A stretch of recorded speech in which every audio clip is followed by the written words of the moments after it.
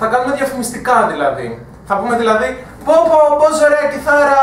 Χωρίς αυτή την κιθάρα, τόσο καιρό δεν είχα καθόλου φίλους. Ενώ τώρα τα μπορώ να παίζω κι εγώ έντεχνα και να έχω όσους φίλους θέλω. Και μπορώ να ρωτήσω, Παντελίδης! Παντελίδης! Κατ, δεν είμαι από Παντελίδης.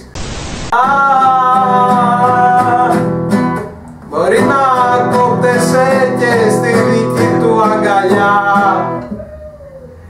Ωραία τα λέω. Δεν ταιριάζεται σου λέω, τόσο αντικειμενικά στο λέω.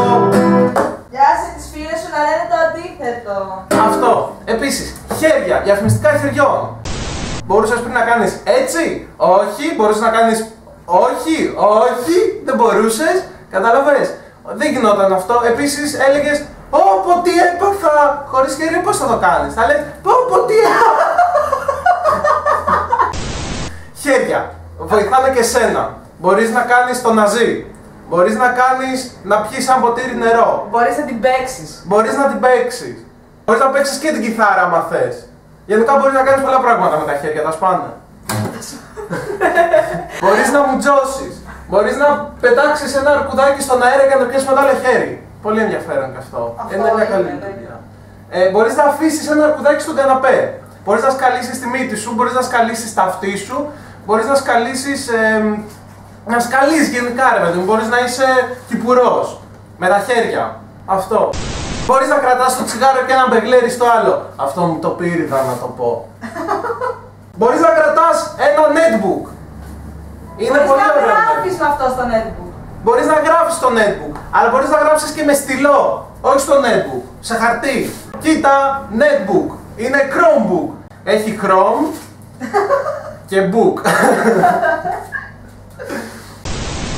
Chromebook της Acer. Παίρνω Acer. Όχι. Παίρνω Acer γιατί είναι πολύ καλή μάρκα. Μ' αρέσει η Acer. Είναι πολύ καλή μάρκα. Acer, χορηγός της εκπομπής μας.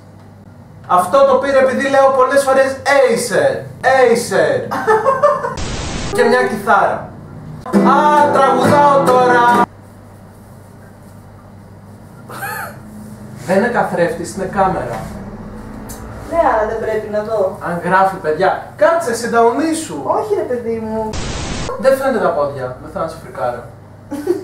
Δεν φρικάρω. Μπορείς από κάτω να σου να πλέον το βρακί, δεν θα έδινε κανεί σημασία. Γιατί εγώ τραγουδάω, οπότε μια γκόμενα γυμνή δίπλα μου δεν έχει καμία σημασία, δεν την κοιτάζετε. Αυτά. Περίμενε. Κουράστηκες να σου πέφτει το παντελόνι. Κουράστηκες όλοι να λέμε πω τι τσίπης δεν έχει ζώνη. Τώρα σου έχω καλά νέα. Ήρθε η ζώνη. Δέσε και εσύ το παντελόνι σου. Δέσε και εσύ το λαιμό σου και κρεμάσου από το ντουλάπι. Ναι. Δέσε και εσύ τον ερωτικό σου σύντροφο και πνίξε τον κατά διάρκεια τον μπαίνει στα 4. Η ασφυξία είναι που προκαλεί κιόλας καμιά φορά. Η μερική ασφυξία προκαλεί επιπλέον ειδονή. Μου το έχουν πει και το διάβασα. Άρα ισχύει. My head is sore in rust and hands, embraces staring